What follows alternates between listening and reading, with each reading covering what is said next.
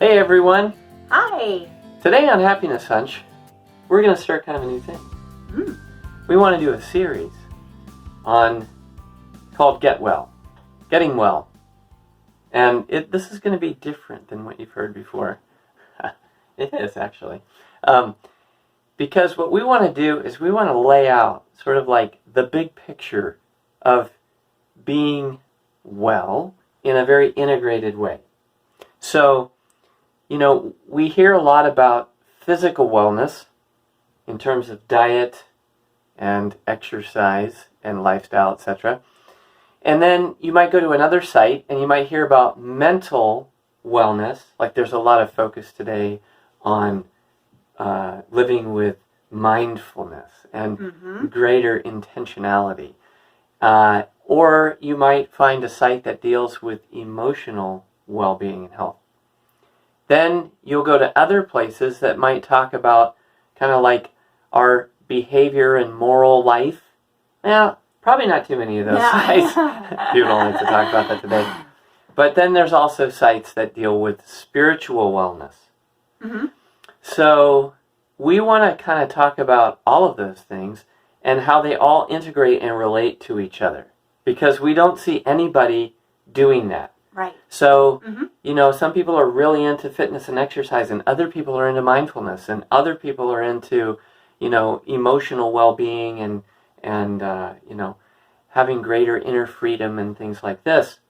But where does it all come together? How does it all come together in a human life? And so we want to talk about that, and we don't know how long this series is going to go. It'll go for a while.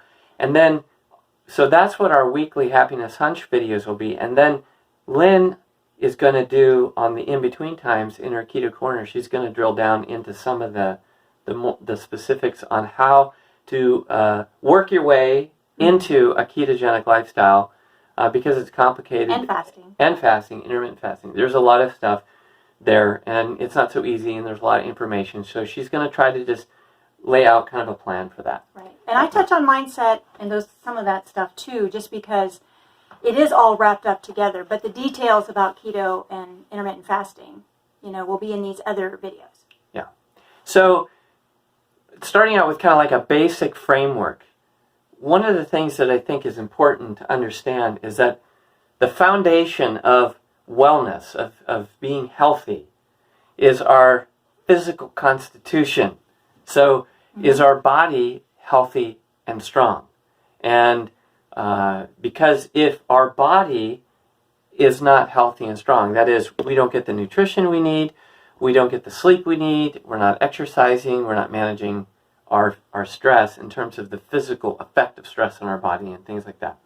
Okay, then what happens is that affects our mental and emotional well-being. Okay, so if we are physically suffering, it's going to affect our mental and our emotional well-being. Okay, now, if our mental and emotional well-being is affected deeply in negative and adverse ways, that's going to affect our behavior. And what tends to happen is that we adopt behavior patterns which are habitual and addictive, and we get into moral trouble in our life. So that, so it might be that we get involved in, like, as a way of dealing with our mental and emotional stress, we might start forming a bad habit. Like maybe we become a shopaholic and we blow through money all the time.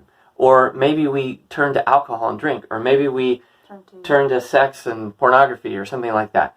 Or food. So that we do those things because we're trying to deal with the mental and emotional suffering that we're having. Okay? Now, if we get into trouble behaviorally and morally, then it affects our spiritual life because it affects our relationship, first and foremost, with God. Right, and we're in sort of a chaotic state at that point, right? Wouldn't you say? Right. And it makes it really hard in that state to be spiritual, to be with God. Yeah, to be a prayerful person, to be in relationship with God, regardless of what tradition you might be practicing faith in. Okay, so, but there's also an inverse relationship there. So it's hard to conquer the problems, like, let's say, to change your diet and to stop eating the wrong foods that are addictive, like sugary foods or carby foods, or maybe it's super salty foods, whatever it is for you, the junk food, right? Like maybe it's hard to get off of that stuff, right? Because you don't feel like doing it, right? Because you're feeling bad and you wanna kind of like prop yourself up in some way. And then you feel shame and you feel bad because you binge or you indulge in some way that's unhealthy. So now you've got your conscience bothering you, right? And of course, when your conscience is bothering you, you're cranky. Yeah, and you kind of like withdraw into yourself. Right, and you might even eat more. Yeah. Or do whatever the thing is that you're doing. You might do more of it because you're like, well, you know. Right, so it becomes this vicious cycle of disorder and dysfunction, right? So it's all kind of integrated. It's all built in together. And this is the thing that nobody's talking about. Most people are not connecting all these dots, and they all connect, and they all make up who we are, and they all challenge us to grow in all these areas. Right. So if we go in reverse order and we say, well, we need the spiritual part of our life the most. Why? Because when we are connected to God, and everything's better. Yes, everything is better. That if you go backwards, it's like, okay, that helps us get our behavioral patterns and moral life in order, which then helps our mental and emotional stability. But it also helps us form positive habits around our body too. So, you know, like if I'm not eating well and my hormones are off, I might be depressed or I might be anxious, which then leads into this negative behavior, which then isolates me. Yeah, it's a spiral. Right. So we need to work on all of these fronts at one time. So what we really want to do in this, not pit one against the other. I see this sometimes, pitting one aspect against the other. We can't do that. We are a whole person. That's the way God made us. So it's really not acceptable to pit one aspect of who we are against another one, just because we're a whole person. So, sorry. Yeah, she cuts me off. That's okay, I talk too much. So, anyway, so what we want to do in this series is we want to start with the physical foundation and then work our way into emotional and mental wellness, and then move into the moral, right, dimension and the spiritual. We'll probably talk about all of these things kind of interchangeably, but you know, to show how they integrate, right? Yeah. But that's the idea, is to lay out this kind of integrated picture of what it means to experience really well-being or health or homeostasis or a proper integration of ourselves.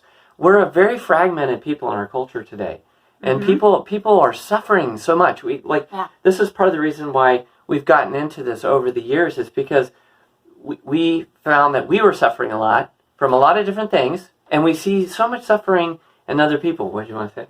Well, thanks, you stopped. Well, I just wanted to say that in the health area of our lives, the thing that really spurred that on was having our first son be quite sickly. So, I mean, I have said this in other videos, but I'm not sure I would have traveled down this road, or at least not when I did, you know, because I've been studying health now. He's 22.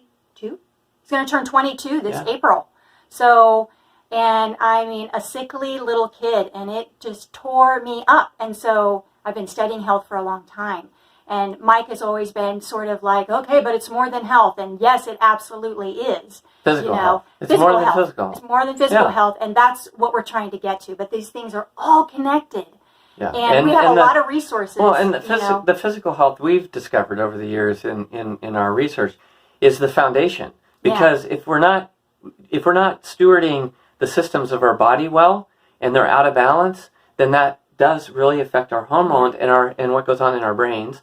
And what goes on in our brains then affects our behaviors, and our behaviors affect our overall sort of like spiritual and interior life all the way around. So like I go back when I was younger and see, you know, I've talked about this in earlier videos, but see, I had sugar issues, but the sugar issues gave me two problems. It gave me anxiety, and it gave me, and I had when my sugar was low, I was dealing with weird phobias. And then I was also depressed. So because of those three things, and you were sick a lot too. Yeah, and I was sick a lot. I would get really, really sick, like from bronchitis or different things like that. But that then, because of those mental states, I formed some bad behavioral habits. Part of it was eating, but there were other areas of my life which were not well integrated, right? Mm-hmm. And that affected the practice of my faith in my life, and it somewhat alienated me from my relationship with God. So part of my conversion experience was having to drill down on all of these things, like not just how I was eating, but what I noticed is when I changed and I got sugar out of my diet, suddenly my mental frame of mind was better. So I wasn't so anxious anymore, and I wasn't depressed anymore. Well, now I could start dealing with some of these bad habits I had formed. Now, it took a while. It didn't happen overnight, but I had to learn to acquire, say, the virtue of temperance so that I could say no to sugar when it was offered to me at a party or, we were celebrating. I had to, that was difficult to do. So I had to work at that. Mm-hmm. But then, as a Catholic, I started praying differently. I went to confession. I started dealing with some of these other issues I was having, which of course gave me greater mental and emotional sense of well-being because I felt better about myself, right? Oh, it's not nice. What are you laughing at? I'm not laughing. She's I'm making giving fun you of a me. hug. I'm being very serious. You're here, making me and want to hug she's you. making fun. Okay. Anyway, so yeah, and then so it all kind of works together. So that kind of gives you an example of the kind of thing that we want to just begin to unpack, sort of one week at a time. So we hope you'll follow along with us.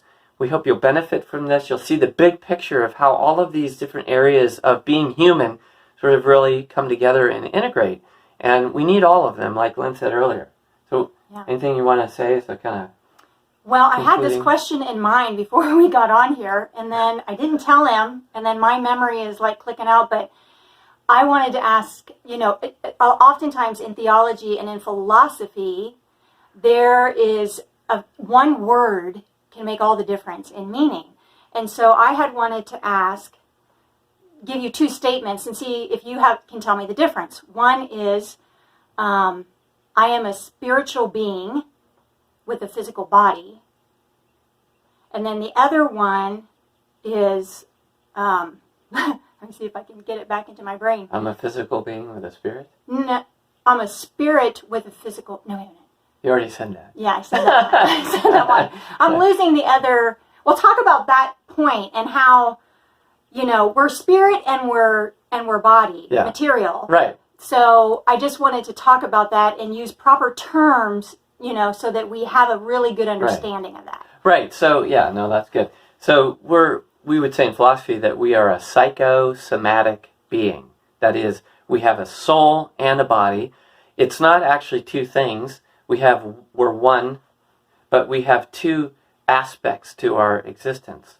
So we have a spiritual aspect, which is non-material, and we also have a material aspect that's non-spiritual, but together they form one substance.